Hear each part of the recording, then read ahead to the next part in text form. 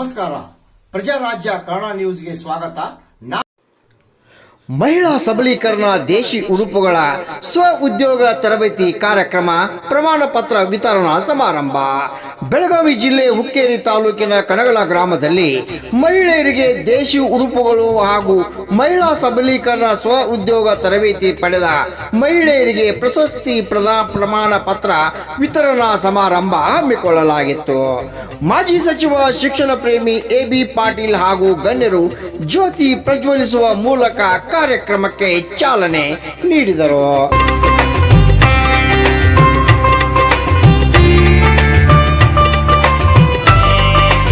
ಇದೇ ವೇಳೆ ಮಾಜಿ ಸಚಿವ ಎಬಿ ಪಾಟೀಲ್ 3 ತಿಂಗಳ ತರಬೇತಿ ಪಡೆದ ಫಲಾನುಭವಿಗಳಿಗೆ ಪ್ರಶಸ್ತಿ ಪ್ರದಾನ ಮಾಡಿದರು.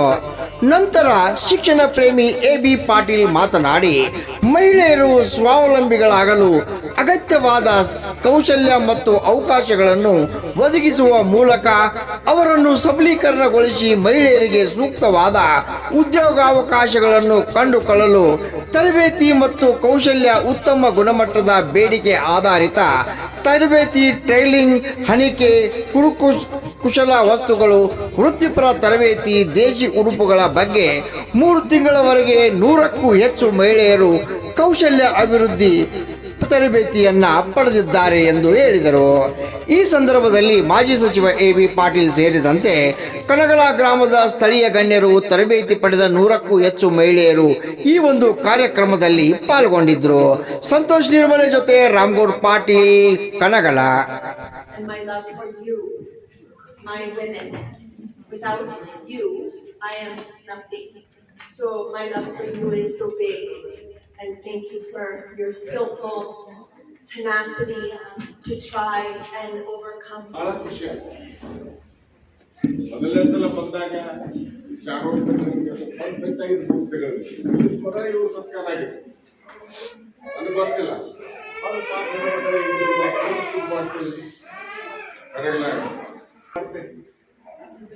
ಅಡಿಗೆ ಮಾಡಿದ ಕಾಲಿಗೆ ಟೈಮ್ ಪಾಸ್ ಮಾಡೋದು ನೋಡ್ಬೋದು.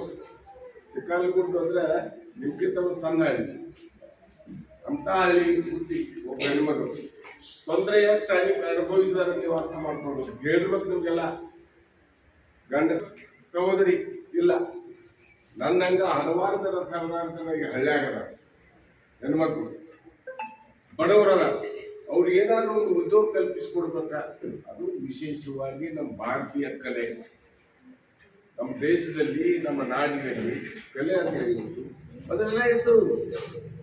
ಪ್ರಕೃತಿ ಇರ್ತಾವೆಲ್ಲ ಚೆನ್ನಾಗಿರ್ತಾವ. ನಾವು ನೋಡಿದೀವಿ.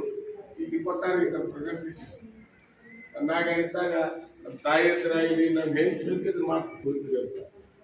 ಏನೋ ನಿಮ್ಮ ಕರೆಲ್ಲ ಇದ್ದು ಶಂಕರ ಸಾಹೇಬ್ ನಡೆಸ್ಬೇಕಾಗತ್ತೆ. ನಮ್ದು ನಿಮ್ಮ ಇಲ್ಲಿ IOC ಕೂಡಿ ಮಾಡಿರೋದು ಇದ್ದಷ್ಟು ಮಟ್ಟಿ ಸಾಕಕ್ಕೆ ಒಂದು 4-5 ಮಂದಿ ಉದ್ಯೋಗ ಕೊಟ್ಟರು. ಆದರೆ ಇವತ್ತು ಉದ್ಯೋಗ ಪ್ರತಿಯೊಬ್ಬರಿಗೆ ಸಿಗಲಿಕ್ಕೆ ಸಾಧ್ಯ ಇಲ್ಲ. ಶಿಕ್ಷಕರಿಗೆ ಎಲ್ಲರಿಗೂ ಕಲ್ತಿಲ್ಲ. ಶಿಕ್ಷಣ ನೋಡಿದ್ರೆ ಹೇಳ್ಕೊಟ್ರು ಭಾಳ ಬಂದು ನೋಡಿದ್ರೆ ಯಾರು ಇಲ್ಲ, ಅಲ್ಲಿ ಅಂಗಡಿ ಇರ್ತಾರೆ. ಅಂದ್ರೆ ಹೆಂಗ ನಮ್ಮಲ್ಲಿ ಹೆಣ್ಮಕ್ಳಿಗೆ ಎಷ್ಟು ಒಂದು ಬುದ್ಧಿವಂತಿಕೆ, ಹೆಂಗಾದ್ರೂ ಉಪಯೋಗ ಮಾಡ್ಬೋದು ಅಂತ ನಿಮಗೆ ಮಾಹಿತಿ ಕೊಟ್ಟು, ಟ್ರೈನಿಂಗ್ ಕೊಟ್ಟು ಪೂಜೆ ಮಾಡ್ಬೇಕಂತ ಹೆಣ್ಮಕ್ಳು, ಹೆಣ್ಮಕ್ಳು